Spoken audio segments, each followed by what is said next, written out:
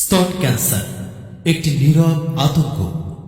বাংলাদেশে হাজার হাজার নারী স্তন ক্যান্সারে আক্রান্ত হচ্ছে এবং প্রতি বছর অনেকে মারা যাচ্ছে।